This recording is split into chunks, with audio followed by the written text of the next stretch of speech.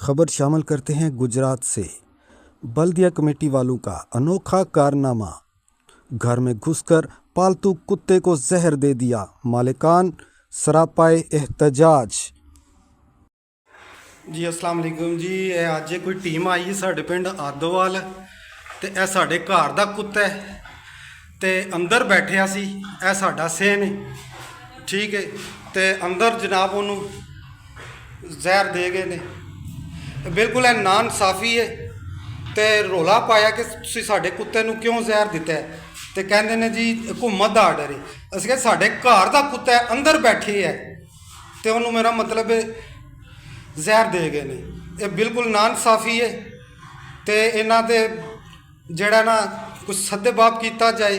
असी लोग असीं इन्हां नूं बद दुआ तो इलावा कुछ नहीं दे सकते। अल्लाह करे इन्हां दे बच्चे भी ऐसे तरह मरन, आप भी ऐसे तरह मरन जिस तरह इस साढ़े कुत्ते नूं जहर दिता है। ए वेलो साढ़े अंदर है कुत्ता, तो अंदर बैठे असी, तो इन्हां जनाब इत्थे अंदर जिहड़ा जहर दे गए ने। असी छत ते सां ते इत्थे अंदर जनाब उन्होंने जहर दे गए ने।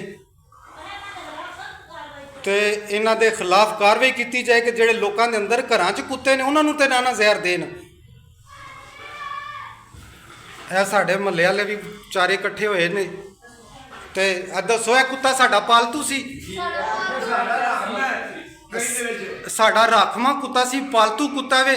तो जड़ा इनू जहर दे गए ने, तो जहर दे के नस गए ने। असा रौला पाया सी कि साडे घर के कुत्ते नूं तुसीं जहर पाता है, तो नस गए ने। लिहाजा इन्हां दे खिलाफ कार्रवाई की जाए कि जिहड़े पालतू कुत्ते ने, साडे वफादार कुत्ता सी, निक्का जिहा असीं पालिया सी, तो अज इन्होंने जहर दे गए ने। साडी गली की रखवाली करता सी, साडे बंद गली है, तो 3-4 घर ने साडे गली दे विच, ते साडी रखवाली करता सी, तो इनू जहर पा गए ने। तो हुकूमत दे अगे साडी अपील है कि इन्हां दे खिलाफ क्रैकडाउन किया जाए। जिहड़े पालतू कुत्ते ने इन्हां नूं जहर क्यों दिता है, इन्हां दे खिलाफ सख्त तरीन एक्शन लिता जाए। क्यों जी लिता जाए।